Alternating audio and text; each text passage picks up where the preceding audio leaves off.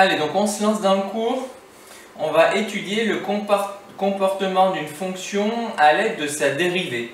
Pour ça, quelques petits rappels à l'aide de notre ami GeoGebra. Quelques petits rappels sur la notion de nombre dérivé, de fonction dérivée. Donc là, regardez, j'ai tracé une fonction. Je vous rappelle quelque chose de fondamental qui est le nombre dérivé. Qu'est-ce que c'est? C'est le coefficient directeur de la tangente en un point. Le nombre dérivé au réel 2, c'est le coefficient directeur de la tangente à la courbe de la fonction au point d'abscisse 2. Le nombre dérivé en 8, c'est le coefficient directeur de la tangente à la courbe représentant la fonction au point d'abscisse 8. Donc en chaque point de la courbe, si elle est dérivable, il existe une tangente, donc il existe un nombre dérivé. Regardez, là j'ai tracé les différentes tangentes, et là les points que vous voyez apparaître ici, c'est les nombres dérivés associés. Donc là par exemple, vous voyez, ici la tangente est quasiment horizontale, donc son coefficient directeur vaut 0, donc le nombre dérivé vaut 0.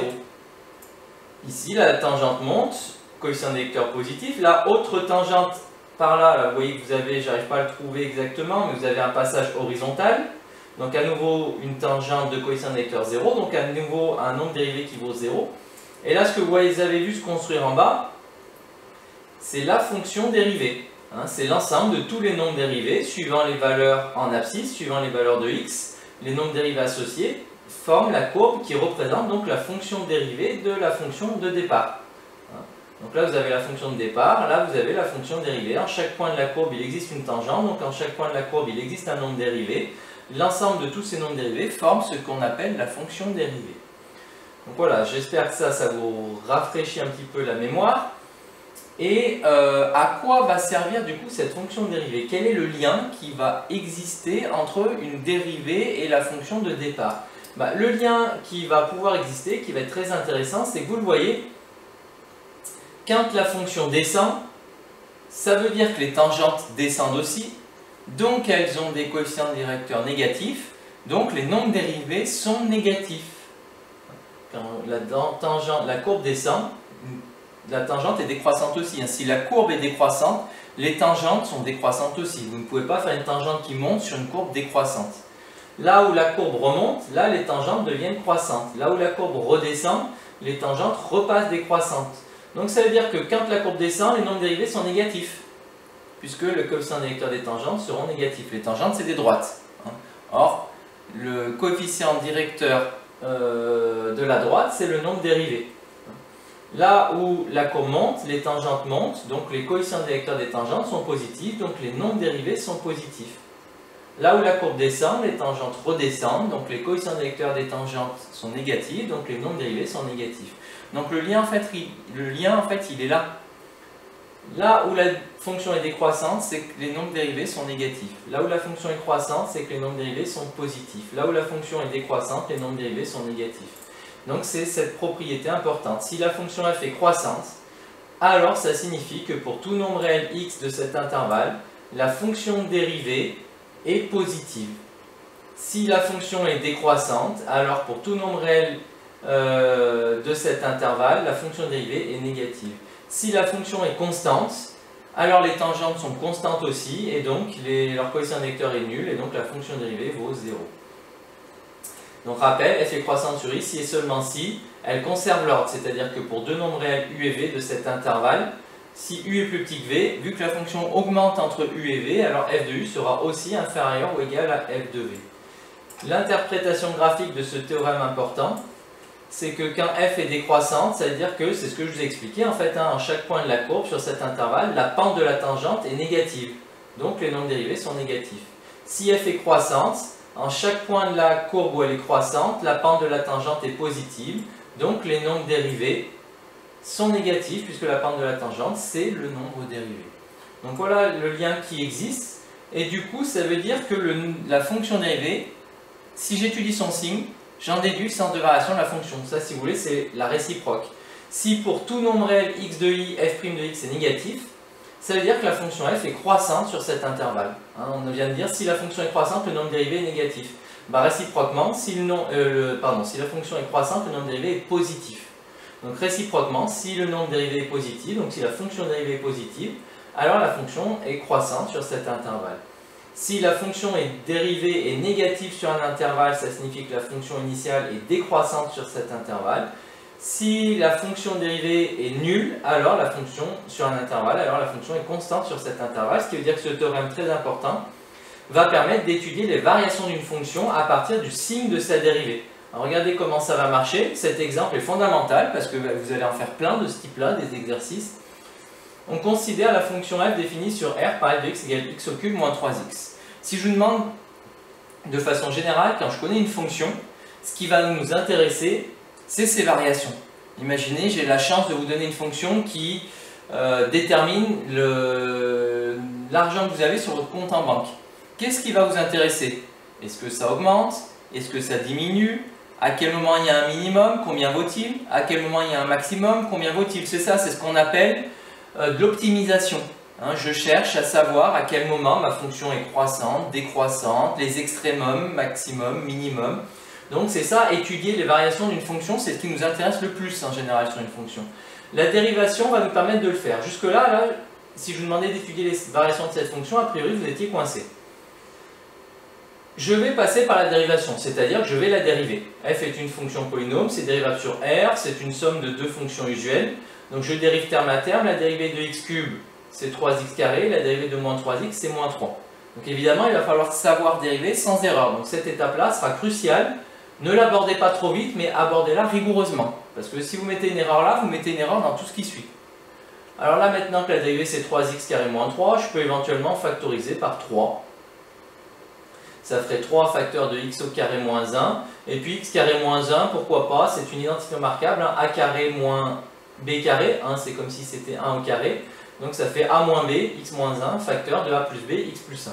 Donc ça veut dire que si je veux étudier le signe, ça c'est un polynôme de second degré, ces deux racines, c'est quand x moins 1 vaut 0. Un produit de facteurs nul, c'est seulement si l'un des facteurs est nul. Je cherche quand tout ça s'annule. Ce n'est pas 3 qui est égal à 0. Par contre, si x moins 1 égale 0, ça fait x égale 1. Si x plus 1 égale 0, ça fait x égale moins 1. Notez qu'on aurait pu résoudre l'équation directement. 3x au carré moins 3 égale 0, vous savez faire. Ça fait 3x au carré égale 3. X au carré égale 3 sur 3, c'est-à-dire x au carré égale 1. Et x au carré égale 1 donne deux solutions, 1 et moins 1. Donc j'ai les deux racines, moins 1 et 1, de mon polynôme du second degré. Donc en moins 1 et en 1, ça fait 0. Ensuite, je vous rappelle la règle qu'on a établie quand on a étudié le signe des polynômes du second degré, qui est qu'on met le signe de a à l'extérieur des racines. Quand il y a deux racines, ici c'est bien le cas, je mets le signe de a, qui ici est positif, a vaut 3, à l'extérieur, donc le signe de cette fonction dérivée, c'est plus, moins plus. Maintenant que j'ai étudié le signe de la dérivée, les variations de la fonction sont faciles, puisque je sais que là où la dérivée est positive, ça signifie que la fonction est croissante. Là où la dérivée est négative, ça signifie que la fonction est décroissante. Donc je peux lier le tableau de signes, vous allez voir ensuite que très souvent on fera les uns en dessous des autres, l'un en dessous de l'autre. Le tableau de signes de la dérivée me permet immédiatement d'en déduire le tableau de variation de la fonction. Là où j'ai mis un plus, j'ai juste à mettre une flèche qui monte parce que ça signifie que la fonction est croissante quand cette dérivée est positive. Là où j'ai mis un moins, j'ai juste à mettre une flèche qui descend parce que cela signifie que la fonction est décroissante là où la dérivée est négative. Donc maintenant que je connais les parties où elle est croissante, les parties où elle est décroissante, je peux déterminer ces extrémas en calculant f de moins 1. Attention, f de moins 1, pas f' de moins 1. f' de moins 1, je sais que ça fait 0. f' de 1, je sais que ça fait 0 aussi. Donc je retourne à la fonction de départ, x au cube moins 3, x, et je calcule f de moins 1. Donc moins 1 au cube, ça fera moins 1. Moins 3 fois moins 1, ça fera plus 3. Donc f de moins 1 égale 2. Et f de 1. 1 au cube, ça fait 1. 1 moins 3 fois 1. 1 moins 3, ça fait moins 2. Et je peux vérifier que c'est cohérent. La fonction, elle peut bien monter jusqu'à 2, puis redescendre jusqu'à moins 2. Et donc j'ai trouvé les variations de la fonction en étudiant le signe de la dérivée. Donc pour étudier les variations de f, on peut construire un tableau qui regroupe le signe de la dérivée et juste en dessous, vous faites immédiatement les variations de votre fonction de départ. Un petit exemple supplémentaire peut-être pour être sûr que vous ayez bien compris. Un exemple relativement simple. Imaginez que vous ayez à étudier la fonction f de x égale x au carré moins x moins 12. Vous commencez par la dérivée. ça fait donc 2x moins 1. Vous étudiez quand la dérivée s'annule pour étudier son signe. 2x moins 1 égale 0, c'est équivalent à 2x égale 1, x égale 1 demi. Et puis là, vous pouvez construire un tableau dans lequel vous allez mettre, tout ça c'est défini de moins l'infini à plus l'infini, le signe de f', et du signe de f', vous allez en déduire les variations de f. f', donc ça s'annule en 1 demi. Fonction affine de coefficient d'électeur positif, donc je mets le signe du coefficient d'électeur en deuxième, fonction affine croissant, donc elle monte, elle est d'abord négative puis positive. Et là, normalement, ce que je dis toujours à mes élèves, c'est interdit de se tromper à partir de là. Pourquoi? Pas besoin d'être un génie. En dessous d'un moins, flèche qui descend. En dessous d'un plus, flèche qui monte. Donc ce serait dommage de planter cette étape-là. Si j'explique ça à des sixièmes, ils sont capables de le réussir. Et après, je peux calculer f de 1 demi pour avoir la valeur de ce qui serait ici un minimum. F de 1 demi, ça doit nous faire 1 demi au carré 1 quart. 1 quart moins 1 demi, ça doit faire moins 1 quart. Moins 1 quart moins 12, ça doit peut-être faire moins 12, 25. Et donc voilà, vous avez étudié les variations de cette fonction. Alors notez que ça c'était un polynôme du second degré, on savait faire sans la dérivée. Mais par exemple, là comme c'est le cas ici, un polynôme du troisième degré, ça on ne savait pas faire sans la dérivée. Alors maintenant, grâce à la dérivée, on saura faire. Parce que vous aurez peut-être remarqué que quand on dérive, on perd un degré. Donc si vous partez d'une fonction polynôme de degré 3, quand vous allez dériver, vous allez passer à une fonction polynôme de degré 2. Avec les fonctions polynômes de degré 2, vous savez tout faire. Étudier leurs variations et surtout ce qui nous intéresse ici, étudier leurs signes en déterminant le discriminant, puis les éventuelles racines et en appliquant les règles qu'on a vues dans le chapitre dédié à ça. Donc voilà en quoi va nous être utile la dérivée. Du signe de la dérivée, j'en déduis les variations de la fonction.